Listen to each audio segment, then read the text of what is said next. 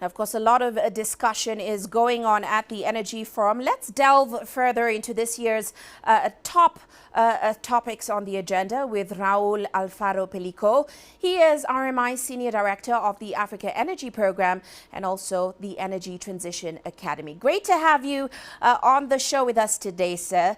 Now, let's start off with some insight into the discussions taking place around moving the industry forward at this event. Is the focus this time around on accessibility or affordability? And how are we seeing stakeholders framing what the just transition will look like across Africa's very diverse contexts? Thank you so much, Uche, for having me. And indeed, there's a lot of questions around what seems to be trade-offs between affordability, accessibility, and fossil fuels. However, there's like a silver lining coming out of the conversations, because as we know it, Africa is not a country, and there is significant diversity in the energy situation across countries. You have countries like Kenya and Morocco who are leading on renewable energy transition. However, you have other countries that are still very much depending on fossil fuels, whether they are, coal or petrol or oil and gas. However, the reality is that, in fact, only 20% of the countries in Africa are what we would call petrostates. And then only 20 others are like solely relying on renewable energy. You will find that 60% of the countries, much more than half of the continent, highly depends on fossil fuels in the context, as you have described, of significant dependence, high oil prices. And this is where, in fact, renewable energy becomes not only a cheaper option, now that we see studies from the IEA as well as RMI studies, our own research show that we have reached peak oil and that, in fact, renewable energy is actually cheaper. In addition to that, renewable energy provides African countries with the opportunity to become independent from those global trends, those global variations. So for us, a just transition looks like one where Africa takes energy in its own hand and looks at local resources. That's where we see the conversation going. Well, I'd like to get more of a sense of not just the pace, but also the scale of these renewable energy projects that are in Africa right now. What does the energy mix look like? And what's your take on how appropriate they are for Africa's energy transition? Thank you. Well, right now, we obviously see significant dependence by countries across the continent on fossil fuels. So indeed, particularly when you look at the north of Africa, and obviously those 20% of countries that I mentioned are considered petrostates, there is a significant reliance on fossil fuels to the point of like being 100%. Now, you also see many other countries like those around the Congo Basin and further south, where in fact you see a significant reliance on hydropower and cleaner energy. So the situation is mixed. What you do see also now is countries moving beyond what they have as a natural resource and investing in other resources that, we are blessed across the continent, which is solar, like in the case of, Kenya.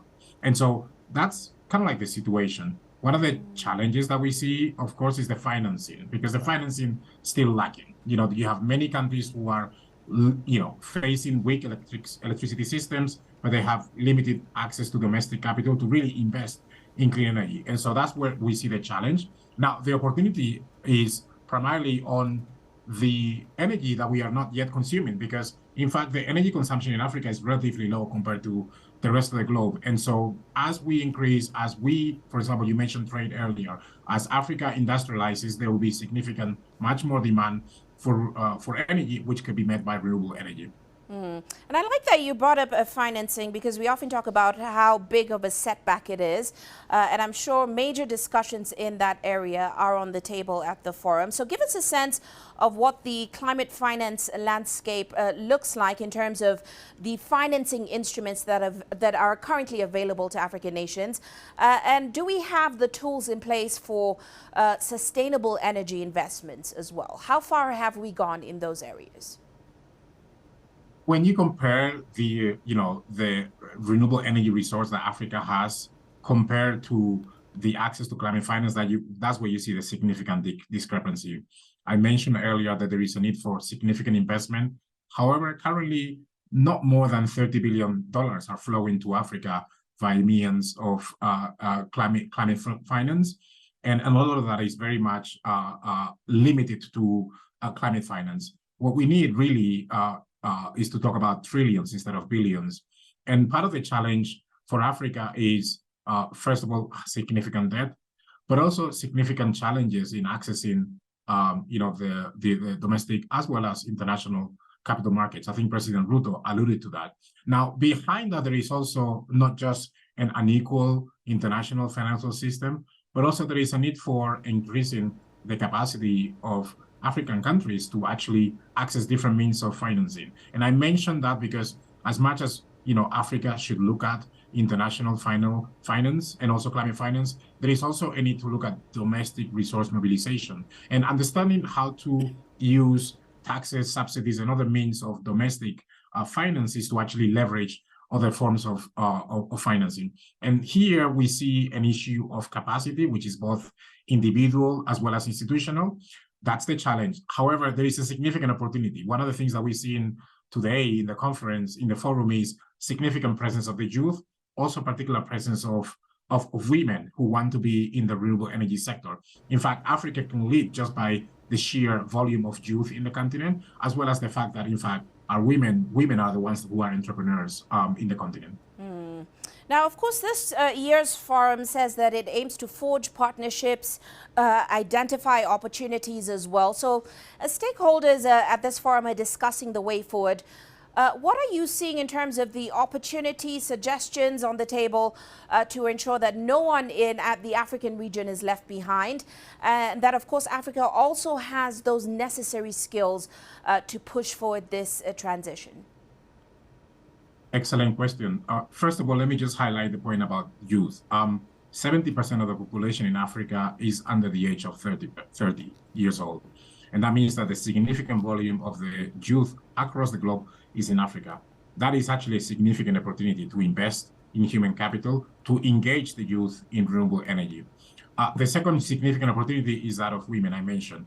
Right now, globally, you see a third of the workforce in renewable energy participated by women. That compares to 22% in the fossil fuel and has a significant possibility for growth.